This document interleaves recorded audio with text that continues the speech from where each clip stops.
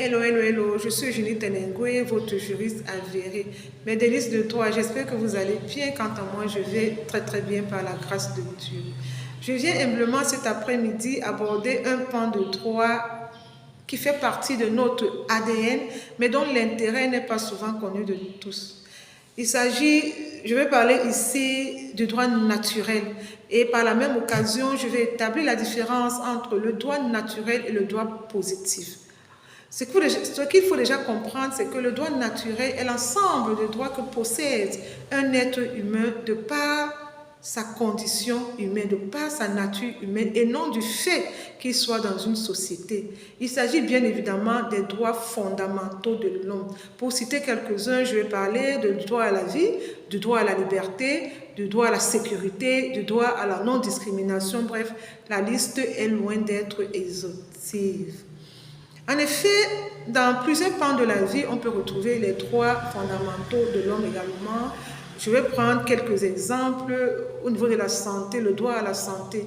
Si la santé ne se limite pas au manque de maladie ou au manque d'infirmité et que la santé est considérée ici comme un bien-être, oui, toute personne, de par sa nature humaine, a droit au bien-être, donc a droit à la santé. Je vais également parler d'un procès équitable. Voilà, je vais aborder le domaine juridique. Toute personne a droit à un procès équitable. Quand une personne est accusée, on ne doit pas le condamner sans qu'il ait apporté ses éléments de défense. Si la personne a été condamnée sans qu'on ne lui ait donné la latitude de se défendre, on sera à trait de violer son droit de défense. Ce sont là les droits fondamentaux de l'homme qui sont innés, qui font partie de notre ADN. En revanche, le droit positif est l'ensemble de droits établis dans un État ou dans un ensemble d'États. La Constitution, pour respecter les normes juridiques, la Constitution, les lois votées à l'Assemblée nationale. Et le droit positif est distinct du droit naturel de par sa nature contingente. Il est distinct du droit naturel parce que le droit positif, c'est le droit tel qu'il est appliqué dans la pratique et non dans la théorie. Il va se poser par la suite la problématique sur les sources du droit naturel. Bien évidemment, comme je l'ai dit à l'entame de mon propos, le droit naturel a pour essence la nature humaine. Donc le fait que nous soyons des êtres humains, nous acquérons par essence les droits fondamentaux. Ce qu'il faut également comprendre, ce qui est aussi très intéressant, c'est qu'au lendemain de la Seconde Guerre mondiale, les dirigeants du monde ont constaté que les droits de l'homme ont été bafoués et les libertés fondamentales galvaudées. Donc il fallait les redéfinir. Il y a eu pas mal de déclarations.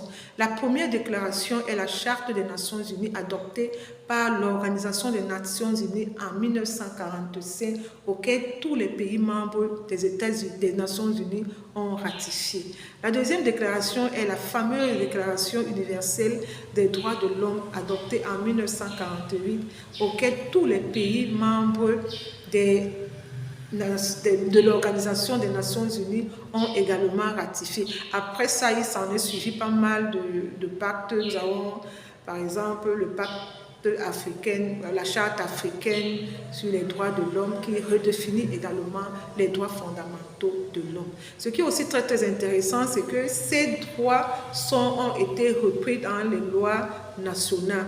Dans notre constitution, par exemple, la constitution camerounaise reprend carrément l'article 1 de la Déclaration universelle des droits de l'homme qui dispose que tous les êtres humains naissent égaux en droit et en dignité. C'était tout pour ce petit briefing. J'espère vous y avoir apporté la quintessence. Moi, je serai toujours là pour vous édifier sur des questions de droit. D'ici là, portez-vous bien et que Dieu vous bénisse. À très bientôt. Au revoir.